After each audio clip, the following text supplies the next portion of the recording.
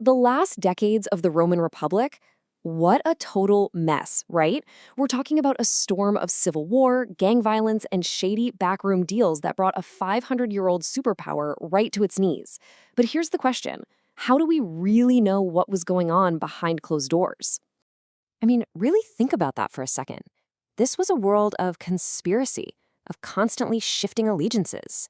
The most important conversations, the secret pacts, those private moments of absolute despair, none of that kind of stuff is supposed to survive for 2,000 years. It should be lost to history.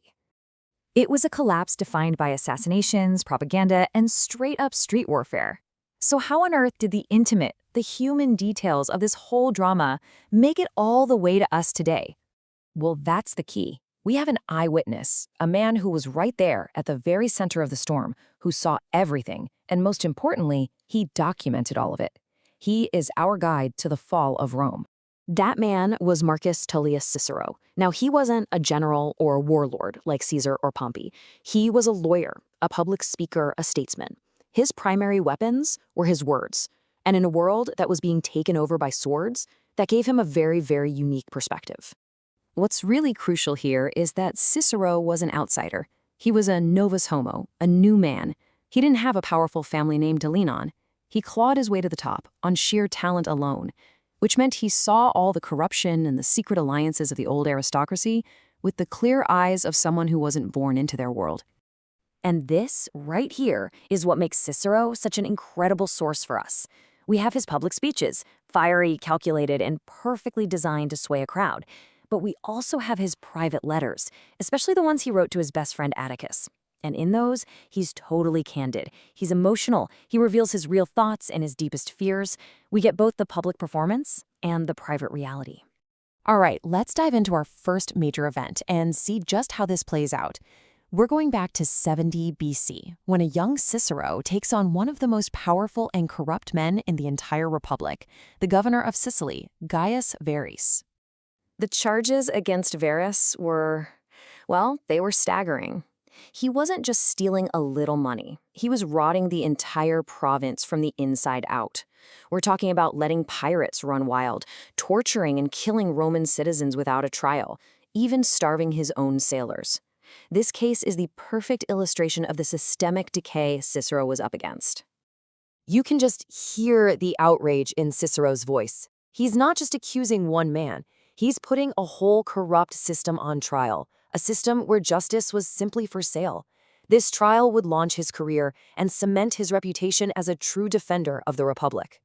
Now, fast forward 10 years to 60 BC, the threats to the Republic are about to get a lot more organized. 3 of Rome's biggest players, Pompey, Crassus, and Caesar, form a secret political alliance that basically bypasses the Senate and seizes control of the state. This was the first triumvirate. So what was this secret deal? Well, it was a classic case of you scratch my back, I'll scratch yours. Each man had something the others needed. Pompey, the great general, needed land for his loyal veterans. That's a must if you want to keep an army loyal.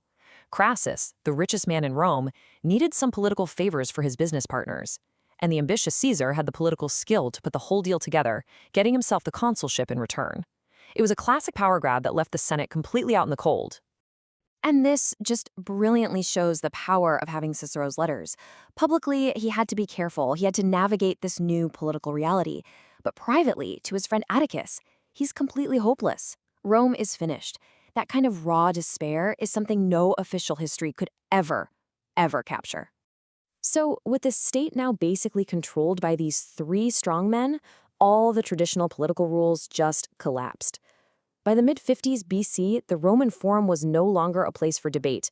It had become a literal battlefield for rival political gangs. The 2 main players in this chaos were the radical tribune Claudius, who used his violent mobs to terrorize opponents like Cicero, and then the senator Milo, who organized his own gangs to fight back. Politics wasn't about votes anymore. It was about street brawls. And once again, Cicero gives us a front row seat. This isn't some dry summary of political unrest. It's a visceral, first-hand account of being attacked in the street. You can almost feel the chaos and the personal danger he was in every single day. This complete breakdown of law and order could only really end one way. The triumvirate shattered, and its two remaining titans, Pompey and Caesar, finally turned on each other. The Republic was plunged into a full-blown civil war. And for Cicero, this was an impossible choice. He was a man of the Senate, a man of the law, so he was allied with Pompey.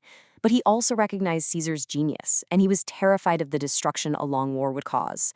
He was trapped between two men who both represented the death of the republic he loved.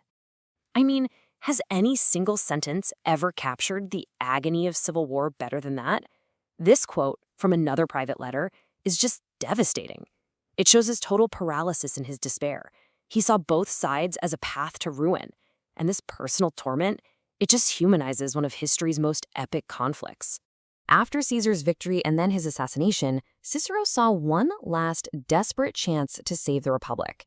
A new strongman was on the rise, Mark Antony, and Cicero decided to fight him with the only weapons he had left.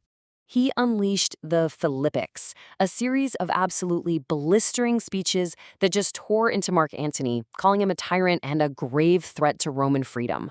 It was an incredibly courageous, all-or-nothing verbal assault designed to rally the Senate for one last defense of the Republic. And from this quote, you can see he knew exactly what he was doing. He was positioning himself, yet again, as the conscience of Rome.